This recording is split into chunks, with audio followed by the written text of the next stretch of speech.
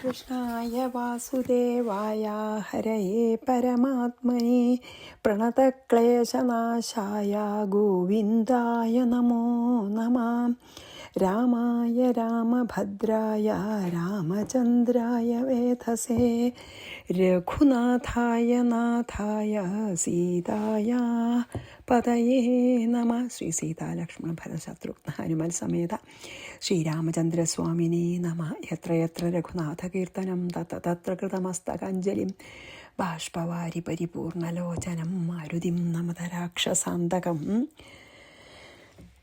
നമ്മൾ 53 ആധ്യാത്മരാമായണ 5-ാം സർഗം, ഉത്തരകാണ്ഡത്തിലത്തെ 5-ാം സർഗം 53-ാമത്തെ ശ്ലോകം ചെയ്തു. അതിൽ പറഞ്ഞ എന്താ വെച്ചാൽ, സമാധി അഭ്യസിക്കുന്നവനും സമാധി യോഗം, അതായത് സമാധിയിൽ ആവാൻ വേണ്ടി അഭ്യസിക്കുന്നവനും ഇന്ദ്രിയ വിഷയങ്ങളായിട്ടുള്ള ശബ്ദസ്പർശ രൂപരസഗന്ധാദികളെ അതീതമായി പോയവനും, പിന്നെ എല്ലാ കാര്യങ്ങളും, അതായത് ഈ സർവജ്ഞത്വം, നിത്യത്വം, അങ്ങനെ ഉണ്ടല്ലോ, ബോധത്വം, സ്വതന്ത്രത, അതിനൊക്കെ അങ്ങനത്തെ എല്ലാ 6 ഗുണങ്ങളെയും സ്വാധീനപ്പെടുത്തിയിരിക്കുന്നവനുമായിട്ടുള്ള ഒരാളൊക്കെ, അല്ലെങ്കിൽ ഒരു യോഗീശ്വരനെ പറയണം. നമുക്ക് സാധിക്കുന്നത് യോഗീശ്വരനല്ലേ ഉള്ളൂ. യോഗീശ്വരന് നിത്യവും എന്നെ കാണാൻ സാധിക്കും. അതായത് എന്നിൽ ഉത്കടമായ ഭക്തി ഉണ്ടായിട്ട് ഇങ്ങനെ മനസ്സിന് ശമം വന്ന യോഗികൾക്ക് എന്നെ കാണാൻ കഴിയും, ഭക്തിഹീനന് സാധിക്കുകയുമില്ല എന്നാണ് അർത്ഥം, അല്ലേ? അതിന് ഇൻഡയറക്റ്റായിട്ട് ഭക്തി ഇല്ലാത്തവർക്ക് സാധിക്കില്ല എന്ന്. ഞാൻ 54. ധ്യാത്വൈവമാത്മാനമഹർനിശം മുനിസ്തിഷ്ഠേൽ സദാ മുക്തസമസ്തബന്ധനഃ പ്രാരബ്ധമശ്നന്നഭിമാനവർജിതോ മയ്യേവ സാക്ഷാൽ പ്രവിലീയതേ തതഃ. ഏവം അഹർനിശം, ഇപ്രകാരം, അഹസ പറഞ്ഞ പകല്, നിശ പറഞ്ഞ രാത്രി, അഹർനിശം വെച്ചാൽ രാവും പകലും. ഇപ്രകാരം പകലും രാത്രിയും ആത്മാനം ധ്യാത്വ, ആത്മാവിനെ തന്നെ ധ്യാനിച്ച്, മുക്ത സമസ്ത ബന്ധന, എല്ലാ ബന്ധനങ്ങളിൽ നിന്നും മോചിക്കപ്പെട്ടവനും, അഭിമാനവർജിത, ദേഹാഭിമാനമില്ലാത്തവനും, പ്രാരബ്ധം അശ്നൻ, പ്രാരബ്ധത്തെ അനുഭവിക്കും, ഈ ദേഹത്തിൽ നിന്നിട്ട് പ്രാരബ്ധം അനുഭവിക്കണം, പ്രാരബ്ധത്തെ അനുഭവിക്കുന്നവനുമായ ജീവൻ മുക്തൻ എന്നർത്ഥം. മുനി, യോഗി, തഥാ അനന്തരം സാക്ഷാൽ മയി ഏവ പ്രലീയതേ, എന്നിൽ തന്നെ വിലയം പ്രാപിക്കുന്നു എന്ന്. അതായത് ഇങ്ങനെ എപ്പോഴും ആരാണ് ആത്മാവിനെ ധ്യാനിച്ചും പിന്നെ രാവും പകലും ആത്മാവിനെ ധ്യാനിച്ചും എല്ലാ ബന്ധനങ്ങളിൽ നിന്നും മോചിക്കപ്പെട്ടവനും ദേഹാഭിമാനമില്ലാത്തവനുമായി പ്രാരബ്ധത്തെ അനുഭവിച്ചുകൊണ്ട് ഈ ദേഹത്തിലെ ഏത് യോഗിയാണ് വസിക്കണ ആ യോഗി, ആ ശരീരം വീണു പോവുമ്പോൾ, ശരീരം നശിക്കുമ്പോൾ, അല്ലെങ്കിൽ ശരീരം വീണു പോകുമ്പോൾ പരിപൂർണനായിട്ടുള്ള എന്നിൽ വിലയിക്കുന്നു, എന്നിൽ ലയിക്കുന്നു. അതായത് ബ്രഹ്മസ്വരൂപം തന്നെയായി ഭവിക്കുന്നു ആ യോഗിന്ന്. എങ്ങനെയുള്ള യോഗി? എപ്പോഴും ആത്മാവിനെ ധ്യാനിച്ചും പിന്നെ എല്ലാ സമസ്ത ബന്ധനങ്ങളിൽ നിന്നും മുക്തനും ദേഹാഭിമാനമില്ലാത്തവനും ആയിട്ട് ഈ ദേഹത്തിലിരിക്കുന്ന യോഗി എപ്പോഴാണ് ദേഹം വീണു പോകുന്നത് വെച്ചാൽ അപ്പം എന്നെ പ്രാപിക്കുന്നു എന്നാണ് പറഞ്ഞത്. ധ്യാത്വൈവമാത്മാനമഹർനിശം മുനിസ്തിഷ്ഠേൽ സദാ മുക്ത സമസ്തബന്ധന പ്രാരബ്ധമശ്നന്നഭിമാനവർജിതോ മയ്യേവ സാക്ഷാൽ പ്രവിലീയതേ തതഃ. 55. ആദൗ ച മധ്യേ ച തഥൈവ ചാന്തതോ ഭവം വിദിത്വാ ഭയശോകകാരണം ഹിത്വാ സമസ്തം വിധിവാദചോദിതം ഭജേൽ സ്വമാത്മാനമഥാഖിലാത്മനം. ആദൗ മധ്യേ അന്തതഃ ച, അതായത് ആദ്യവും മധ്യത്തിലും അവസാനത്തിലും ഭവം ഭയശോക കാരണം വിധിത്വ, ഈ സംസാരം ദുഃഖകാരണമാണെന്ന് അറിഞ്ഞ്, വിധിവാദചോദിതം സമസ്തം ഹിത്വ, വിധിയാലും വാദത്താലും, ചോദിതം ച പ്രചോദിതം, അല്ലെങ്കിൽ പ്രേരിക്കപ്പെടുന്നതിനെ എല്ലാം ഹിത്വ ഉപേക്ഷിച്ചിട്ട്, അഖിലാത്മനാം സ്വം ആത്മാനം, സമസ്ത ജീവന്മാരുടെയും ആത്മാവായ എന്നെ ഭജിക്കണം. അതായത് ഈ നമ്മളെ ജനനത്തിൻ്റെ ആദ്യം തൊട്ട് അവസാനം വരെയും ദുഃഖം തന്നെയാണ്, ഭയവും ദുഃഖമാണ്. അതായത് ഗർഭത്തിലങ്ങോട്ട് നമ്മൾ ഉണ്ടായപ്പോൾ തൊട്ട് നമ്മുടെ മരണം വരെ നമുക്ക് എപ്പോഴും ഭയവും ദുഃഖമാണ്. അതിന് ഉള്ള ഈ ദുഃഖത്തിന് കാരണം സംസാരം തന്നെയാണെന്ന് അറിഞ്ഞിട്ട് ഈ വേദത്തിലും ഒക്കെ പറയണ എല്ലാ കർമ്മങ്ങളെയും മുഴുവനും ഉപേക്ഷിച്ചിട്ടാണ്. കർമ്മം കൊണ്ട് കർമ്മത്തെ നശിപ്പിക്കാമെന്ന് നമ്മൾ പറഞ്ഞു. കർമ്മം കൊണ്ട് കർമ്മത്തെ നശിപ്പിച്ച് ആദ്യം അതൊക്കെ ചെയ്ത് പറഞ്ഞില്ലേ, പിന്നെ നിഷ്ക്രിയനാവണം, കർമ്മത്തിന് അതീതനാവണം. അങ്ങനെ എല്ലാ കർമ്മത്തിനും ഉപേക്ഷിച്ച് സർവ്വജീവന്മാരുടെയും ആത്മാവായിരിക്കുന്ന പരമാത്മാവായ ആ സർവേശ്വരനായ എന്നെ ഭജിക്കണം എന്ന് പറയുകയാണ്. അതായത് ഈ സംസാരം ദുഃഖമാണ്. ആദ്യം തൊട്ട് അവസാനം വരെ ആദിമധ്യാന്തം സംസാരം ദുഃഖമാണെന്ന് നല്ലോണം ആലോചിച്ചറിഞ്ഞ് എന്ത് ചെയ്യണം? സകല കർമ്മങ്ങളെ ഉപേക്ഷിച്ചിട്ട്, മുമ്പ് പറഞ്ഞ പോലെ സകല കർമ്മങ്ങളെ ഉപേക്ഷിച്ചിട്ട് സർവ്വജീവന്മാരുടെയും സ്വരൂപമായിരിക്കുന്ന പരമാത്മാവ് തന്നെയായ എന്നെ ഭജിക്കേണ്ടതാകുന്നു എന്ന്. അതായത് കർമ്മം ഒക്കെ ഇല്ലാണ്ടാവും കുറച്ച് കഴിഞ്ഞാലേ. അതായത് അതിന് നമ്മളെപ്പോഴും ജന്മജരാ മൃത്യു അതുണ്ടല്ലോ, ദുഃഖകാരണം എന്നുണ്ടല്ലോ, എനിക്കത് ഓർമ്മയില്ല, ജന്മജരാ മൃത്യു വ്യാധി, എന്തായാലും ആ ദുഃഖകാരനാണെന്ന് നമ്മൾ ഈ സംസാരം ദുഃഖമാണെന്ന് അറിഞ്ഞിട്ട് വേണം ഓരോന്നിനെയും ത്യജിച്ച് അവസാനം കർമ്മം കൊണ്ട് തന്നെ കർമ്മത്തിനെ നശിപ്പിച്ച്, അതായത് നല്ല കർമ്മങ്ങൾ ഈശ്വരാർപ്പണമായിട്ട് ചെയ്യുമ്പോൾ നമുക്ക് മനസ്സ് ശുദ്ധമാവുമല്ലോ. അപ്പം പതുക്കെ മനസ്സിൽ ഭക്തി എല്ലാം ഈശ്വരാർപ്പണമായിട്ട് ചെയ്യുമ്പോൾ കർമ്മബന്ധനം ഇല്ല. അത് കഴിഞ്ഞ് വിരക്തി വന്ന് അങ്ങനെയാണ് ഭഗവാനിൽ തന്നെ എല്ലാം ഉപേക്ഷിച്ച്, വിരക്തി വന്ന് എല്ലാം ഉപേക്ഷിച്ച് ഭഗവാനിൽ എന്നെ ഭജിക്കണം. ആദൗ ച മധ്യേ ച തഥൈവ ചാന്തതോ ഭവം വിദിത്വാ ഭയശോകകാരണം ഹിത്വാ സമസ്തം വിധിവാദചോദിതം ഭജേൽ സ്വമാത്മാനമഥാഖിലാത്മനാം ആത്മന്യഭേദേന വിഭാവയന്നിദം ഭവത്യഭേദേന മയാത്മനാ തദാ യഥാ ജലം വാരിനിധൗ യഥാ പയാ ക്ഷീരേ വിയദ്യോന്മ്യനിലേ യഥാനിലഃ ആത്മനി ഇദം. ആത്മാവിലിരിക്കുന്ന ഇതിനെ അഭേദേന വിഭാവയൻ, ഭേദഭാവനയില്ലാതെ തഥാ ആത്മനമായ അഭേദേന ഭവതി, അപ്പോൾ ആത്മാവായ എന്നോട് അഭേദമായിട്ട് ഭവിക്കുന്നു. വാരിനിധൗ സമുദ്രത്തിൽ യഥാ ജലം, ജലം എന്ന പോലെയും ക്ഷീരേ പയ യഥാ പാലിൽ പാലെന്ന പോലെയും വ്യോംനി വിയത് യഥ ആകാശത്തിൽ ആകാശം എന്ന പോലെയും അനിലേ അനില വായുവിൽ വായു എന്ന പോലെയും. നന്നായിട്ട് പറഞ്ഞു. എന്താ അറിയോ, ഈ നാമരൂപം മുതലായ ഒരു ഭേദഭാവനയും കൂടാതെ, അതായത് എല്ലാ ഭേദഭാവനയും, ഞാൻ പുരുഷൻ, ഞാൻ സ്ത്രീ, ഞാൻ ഭർത്താവ്, ഞാൻ ഭാര്യ, ഞാൻ പൈസ ഉള്ള ആള്, ഞാൻ പൈസ കുറഞ്ഞ ആള് എന്നതടക്കം എല്ലാ നാമരൂപ ഭേദഭാവനകളും ഇല്ലാതെ എല്ലാറ്റിനും അധിഷ്ഠാനമായ എന്നിൽ ഇരിക്കുന്ന ആ അവനവൻ്റെ ഉള്ളിൽ തന്നെയുള്ള ആ ജീവാത്മാവിനെ എന്നിൽ നിന്ന് ഭേദമില്ലാതെ കാണണം. എല്ലാ നാമരൂപങ്ങളെയും ഭേദഭാവന വിട്ടിട്ട് തൻ്റെ ഉള്ളിലിരിക്കുന്ന ജീവാത്മാവ് ആ പരമാത്മാവ് തന്നെ ആണ് എന്ന് സർവദാ നമ്മൾ അങ്ങനെ ഭാവന ചെയ്താൽ, എപ്പോഴാണ് അങ്ങനെ നമുക്ക് സാധിച്ചാൽ ഏതുപോലെയാണ്, അതായത് എല്ലാ ഭേദഭാവനയ്ക്കും അതീതമായി പോയിട്ട് നമ്മുടെ ഉള്ളിലുള്ള ആത്മാവ് പരമാത്മാവ് തന്നെയാണ്, ഞാൻ ആ പരമാത്മാവ് തന്നെയാണെന്ന് എപ്പോഴാണ് വിചാരിക്കാൻ സാധിക്കണം, അപ്പോൾ ഈ സമുദ്രത്തിൽ പ്രവേശിച്ച നദി ഇങ്ങനെ ഒഴുകി സമുദ്രത്തിൽ പ്രവേശിക്കില്ലേ, പിന്നെ പ്രവേശിച്ചു കഴിഞ്ഞാൽ അറിയോ, ആ നദിയിലത്തെ ജലം സമുദ്രജലമായിട്ട് അങ്ങോട്ട് ലയിക്കും ഇല്ലേ. സമുദ്രത്തിൽ പ്രവേശിക്കുന്ന നദീജലം പോലെയും പാലിലൊഴിച്ച പാലെന്ന പോലെയും, കുറച്ച് പാലിരിക്കേണ്ട, അതിൽ കുറച്ചും കൂടിയും പാലൊഴിച്ചാൽ നമുക്ക് ആ ഒഴിച്ച പാലിനെ വേറെയാക്കാൻ പറ്റില്ല. പാലിലൊഴിച്ച പാല് പോലെയും, പിന്നെയോ ഒരു കുടം പൊട്ടിയാൽ അതിൻ്റെ ഉള്ളിലുള്ള സ്പേസ് പുറത്തെ സ്പേസിൽ ലയിക്കുന്ന പോലെയും, എല്ലാ ദിക്കിലും ചലിക്കണ വായു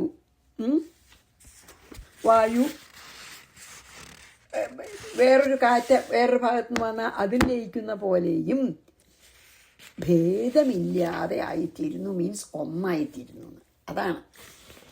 അതായത് ഇതിന് ഉദാഹരണമാണ് അതൊക്കെ പറഞ്ഞത്. നദിയിൽ നിന്ന് പ്രവഹിക്കണ ജലം സമുദ്രത്തിലെ ജലത്തിൽ പോയി ലയിക്കണതും, ഒരു കുടം പൊട്ടുമ്പോൾ അതിലത്തെ സ്പേസ് ആകാശം പുറത്ത് ആകാശത്തിൽ ലയിക്കണതും, പിന്നെ എന്താ പറയുക, പാലിലേക്ക് നമ്മൾ വേറെ കുറച്ച് പാലൊഴിച്ചാൽ പുതിയ പാല് പഴയ പാലിൽ യോജിക്കണതും, ഒരു നിറച്ച് എല്ലാ ദിക്കിലും വായുവാണ്.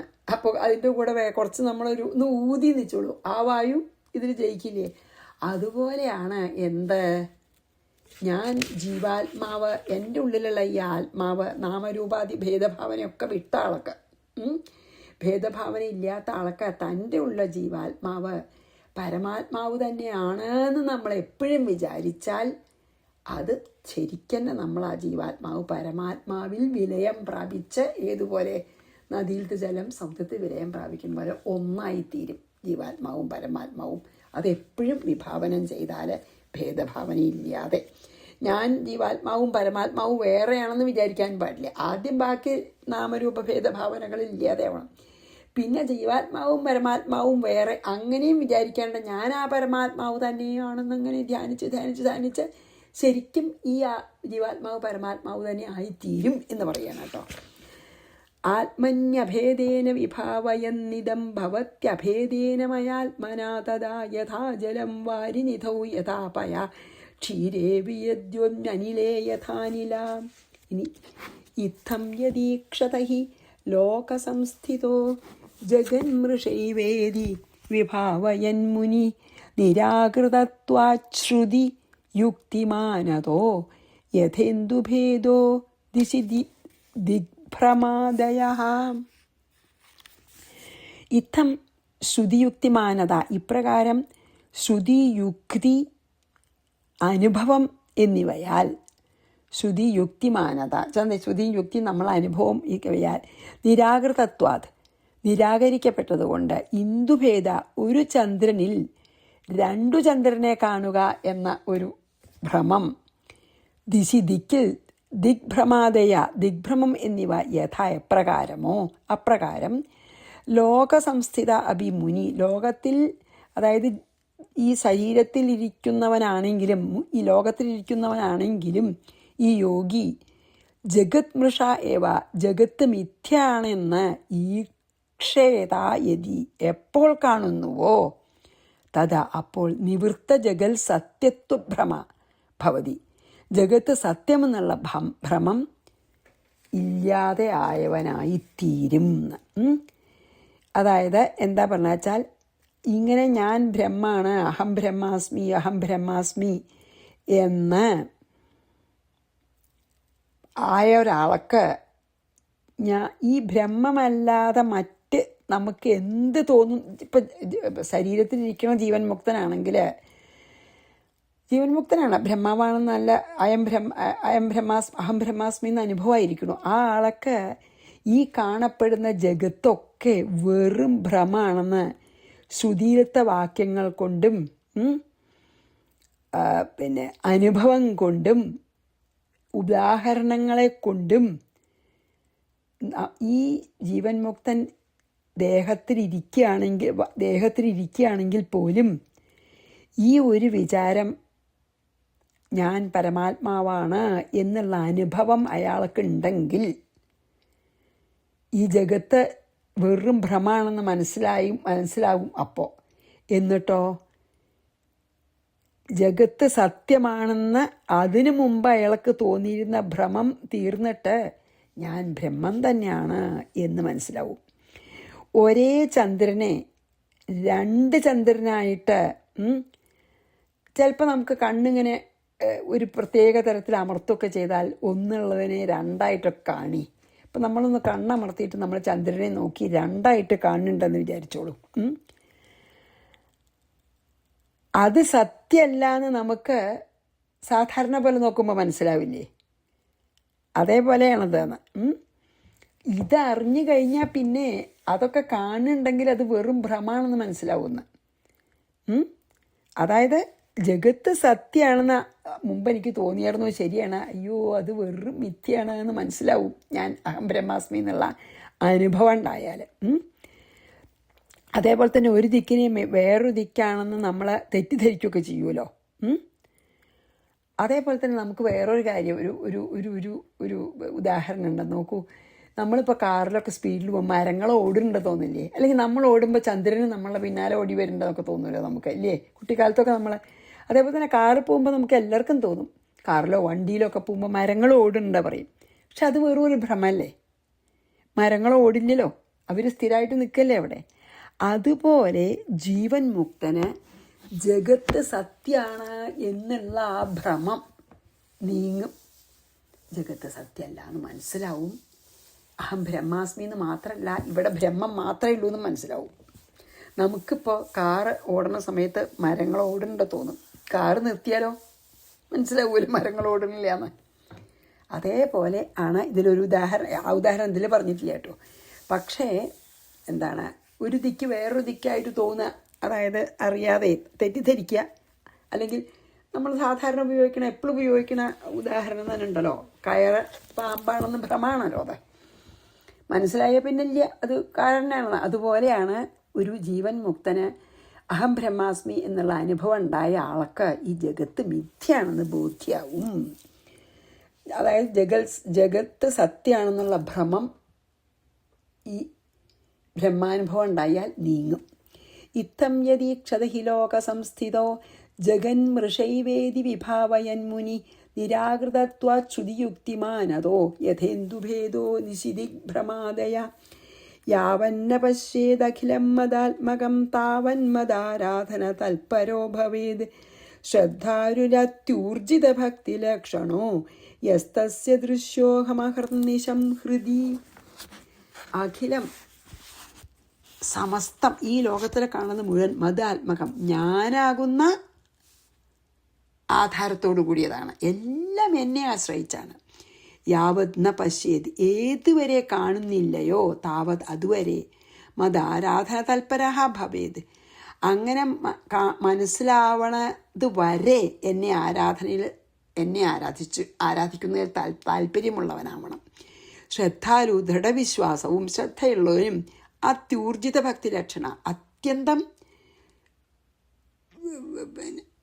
ഉത്കടമായ ഭക്തിയാകുന്ന ലക്ഷണത്തോടു കൂടിയവനും യാതൊരുവനോ തസ്യ ഹൃദി, അവൻ്റെ ഹൃദയത്തിൽ അഹർനിശം എപ്പോഴും രാവും പകലും ഞാൻ അഹം ദൃശ്യ, ഞാൻ ദർശിക്കപ്പെടുന്നു. അതായത് ഇപ്പം നമ്മൾ വിവരിച്ചില്ലേ, ആ വിവരിച്ച വിധത്തിലുള്ള ഈ ഞാൻ ബ്രഹ്മമാണെന്നുള്ള അനുഭവത്തിനുള്ള ഒരു സൂത്രം, ഒരു ഉപായം എന്താ വെച്ചാൽ, സകല ലോകവും ഞാനാകുന്ന അധിഷ്ഠാനത്തിൽ നിൽക്കണതാണ്. എല്ലാതും എന്നെ ആശ്രയിച്ച് നിൽക്കണതാണ്. ഒരു സർപ്പം ഉണ്ടെന്ന് തോന്നണത് ആ കയറുണ്ടാവുകൊണ്ടാണല്ലോ. അതുപോലെ എന്നിൽ ആശ്രയിച്ചിട്ടാണ് ഈ ജഗത്ത് മുഴുവൻ. അത് വെറും ഭ്രമാണ്, കയറിൽ പാമ്പ് കാണുന്ന പോലെയാണ്. അതായത് ഈ എന്നിൽ ആണ് ഈ വിവർത്ത രൂപമായിട്ട് ഈ വിളങ്ങണ ഈ ജഗത്തുള്ളത്. ആ ജഗത്ത് വേറെയാണെന്ന് തോന്നുമ്പോൾ ശരിക്കും സത്യം തോന്നും. അതായത് ഞാൻ അഹം ബ്രഹ്മാസ്മി എന്നുള്ള അനുഭവം ഉണ്ടാവണ വരെ എത്ര കാലം അത് ഒരു മുമുക്ഷുവിന് ഉണ്ടാകാതെ ഇരിക്കുന്നുവോ അത്രയും കാലം എന്നെ ആരാധിച്ചു കൊണ്ടേയിരിക്കണം. എന്നെ അങ്ങനെ കുറേ ആരാധിക്കുമ്പോൾ ഞാൻ ബ്രഹ്മം തന്നെയാണ്, ഇവിടെ വേറെ ഒന്നുമില്ല എന്നുള്ളത് എൻ്റെ കൃപ കൊണ്ട് നിങ്ങൾക്ക് ഒരു സമയത്ത് ഉദിക്കും.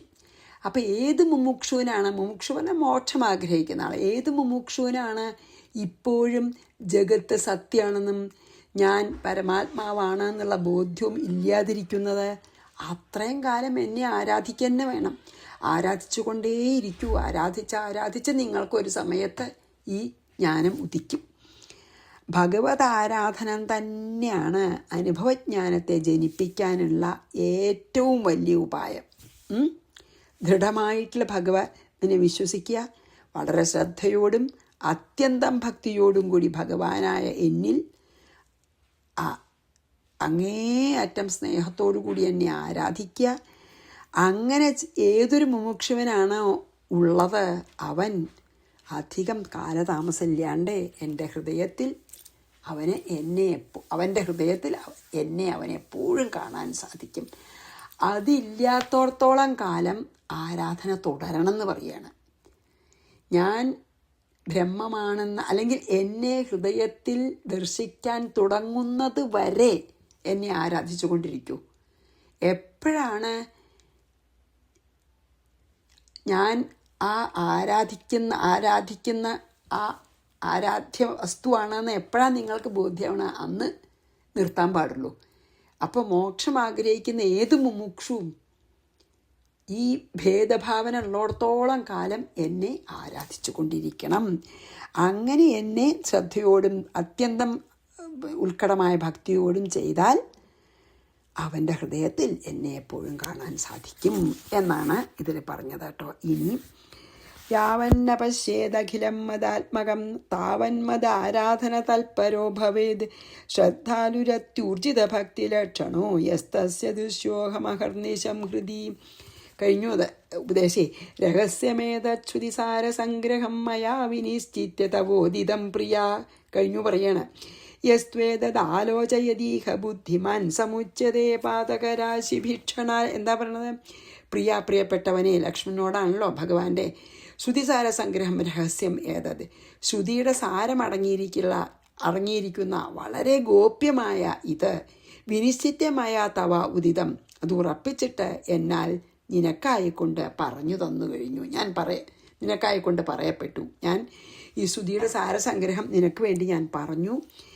ബുദ്ധിമാൻ, ഏതൊരു ബുദ്ധിശാലി ഏതത് ആലോചയതി, ഇതിനെ നന്നായി ആലോചിച്ച് മനനം ചെയ്ത് സപാതകരാശി ഭീക്ഷണാൽ മുച്ചതേ, അവൻ ആരാണ് ഇതിനെ മനനം ചെയ്ത് നിധിധ്യാസനം ചെയ്യണ ഈ അറിവിനേച്ച അവൻ ബഹുവിധമായിട്ടുള്ള പാതകങ്ങളാൽ ക്ഷണം മോചിക്കപ്പെടും. അതിപ്പോൾ ഒരു ഫലശ്രുതി പോലെ പറയാണ്. ഇപ്പം ഞാൻ അതായത് എന്താണ് ഇതിപ്പോൾ ഈ ഞാൻ പറഞ്ഞ ഉപദേശം ഉണ്ടല്ലോ, അതാണ് പറയണത്. ഹേ പ്രിയ സഹോദര എന്ന് പറയാണ് ലക്ഷ്മണനോടെ, വേദസാരം അടങ്ങിയിട്ടുള്ള അതുകൊണ്ട് തന്നെ വളരെ ഗോപ്യമായിട്ടുള്ള ഇതാണ് ഇപ്പം ഞാൻ പറഞ്ഞതാണ് മോക്ഷപ്രാപ്തിക്കുള്ള പരമമായിട്ടുള്ള ഉപായം അല്ലെങ്കിൽ മാർഗം. അതറിഞ്ഞിട്ടാണ് ഞാൻ നിനക്ക് ഉപദേശിച്ചത്. അതുകൊണ്ട് ഇതിൽ യാതൊരു സംശയം നിനക്ക് വേണ്ട. ഏതൊരാളാണ് ഇതിനെ നന്നായി ആലോചിച്ച് ധരിക്കണ അവൻ്റെ എല്ലാ പാപങ്ങളും ക്ഷണത്തിൽ നശിച്ച് അവൻ പരിശുദ്ധനാവും. ഈ ഉപദേശത്തിൻ്റെ സാരം ധരിക്കുന്ന സാധകൻ കർമാതീതനായിട്ടുള്ള പരമാത്മാവാണ് ഞാൻ എന്ന് അനുഭവിച്ചറിയും. അതുകൊണ്ട് അവൻ നിത്യശുദ്ധനായിത്തീരും. രഹസ്യമേതച്ഛുതിസാര സംഗ്രഹം മയാ വിനിശ്ചിത്യ തവോദിതം പ്രിയ യസ്ത്വേദാലോചയതീഹ ബുദ്ധിമാൻ. ഏത് ബുദ്ധിമാനാണ് ഇത് ആലോചിച്ചിട്ട് ധരിക്കണം, ഉൾക്കൊള്ളണം അയാളൊക്കെ. സമുച്ചതേ പാതകരാശി ഭീക്ഷണാൽ, എല്ലാ പാപങ്ങളിൽ നിന്നും മുക്തനാകും. ഭ്രാതര്യതീതം പരിദൃശ്യതേ ജഗന്മായൈവ സർവം പരിഹൃത്യ ചേതസാ മദ്ഭാവനാഭാവിത ശുദ്ധമാനസ സുഖീ ഭവാനന്ദമയോ നിരാമയ. ഭ്രാത, ഹേ സഹോദര, ഇതം ജഗത് ദൃശ്യതേ യതി, ഈ ലോകം ദർശിക്കപ്പെടുന്നു എന്നത് യാതൊന്നോ, ഈ കാണുന്ന ലോകെ മായായേവ ഇതി ജ്ഞാത്വ, വെറും മായ കൊണ്ടാണ് ഈ ജഗത്തുണ്ട് തോന്നണത്. ചേതസാ സർവം പരിത്യജ്യ, മനസ്സുകൊണ്ട് എല്ലാറ്റിനെയും ഉപേക്ഷിച്ചിട്ട് മദ്ഭാവനാഭാവിത ശുദ്ധമാനസ, എൻ്റെ ഭാവനയാൽ മാത്രം നിറഞ്ഞ മനസ്സോടുകൂടി നിരാമയ, ആമയമില്ലാത്തവനും സുഖി ഭവ, സുഖമുള്ളവനായി ഭവിച്ചാലും ആനന്ദമയ ഭവ, ആനന്ദസ്വരൂപനായി ഭവിച്ചാലും. അതായത് ഹേ ലക്ഷ്മണ, ഈ ജഗത്ത് കാണപ്പെടുന്നു എന്നത് എന്തല്ലോ ആ ഒരു തോന്നല് അതന്നെ മായയാണെന്ന് അറിഞ്ഞിട്ട് മനസ്സുകൊണ്ട് എല്ലാറ്റിനെയും പരിത്യജിച്ച് എന്നെ പ്രാപിക്കാൻ എന്നോടുള്ള ഐക്യത്തെ ഭാവന ചെയ്ത് വിശുദ്ധമായ മനസ്സോടുകൂടിയവനും സർവ്വദുഃഖങ്ങളിൽ നിന്നും മുക്തനും സുഖിയുമായി നീയിരിക്കട്ടെ. അനുഗ്രഹിക്കുകയാണ്.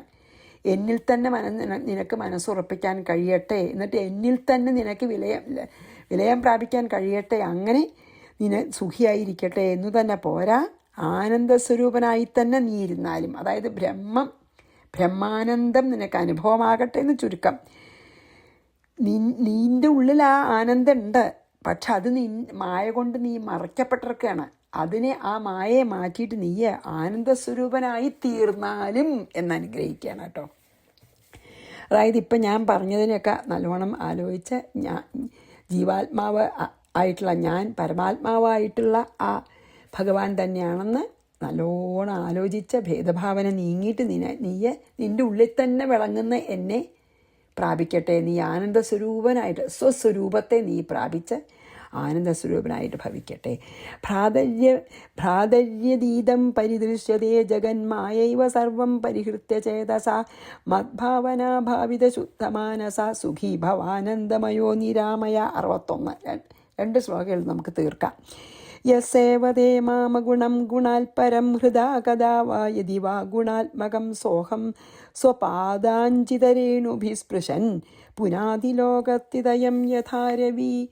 അഗുണം സത്വാദി ഗുണ എല്ലാ ഗുണരഹിതനും, അഗുണം ചെന്ത ഗുണത്തിന് അതീതൻ, ഗുണമില്ലാത്ത ആള്. ഗുണാൽപരം അതായത് ഈ മായയിൽ നിന്ന് വേറിട്ടിരിക്കുന്നവനും, മാം എന്നെയോ, യതി വാ ഗുണാത്മകം വാ അല്ലെങ്കിൽ ഗുണസ്വരൂപനായ എന്നെയോ, ഹൃദ പരിശുദ്ധമായ മനസ്സുകൊണ്ട്, യസേവതേ യാതൊരുവൻ സേവിക്കുന്നുവോ, സാ അഹം അവൻ ഞാൻ തന്നെ, അവൻ ഞാനായിത്തീരുന്ന, സ്വപാദാഞ്ചിതരേണുഭി സ്പൃശൻ അവൻ്റെ പാദരേണുക്കൾ കൊണ്ട് സ്പർശിക്കുന്നവനായിട്ട്, യഥാ രവി സൂര്യൻ എന്ന പോലെ, ലോകത്തിതയം പുനാതി 3 ലോകത്തെ പരിശുദ്ധമാക്കുന്നു. എന്താ പറയുക വെച്ചാൽ ഈ ഭക്തൻ ലോകത്തെ പരിശുദ്ധാക്കുന്നു പറയാണ്. എന്നെ ഭജിക്കുന്ന ആള്, എന്നിൽ ഉൾക്കട ഭക്തിയുള്ള ഭക്തൻ ലോകത്തെ പരിശുദ്ധാക്കും. അതായത് നിർമ്മലമായ മനസ്സോടുകൂടി ഏതൊരുവനാണ്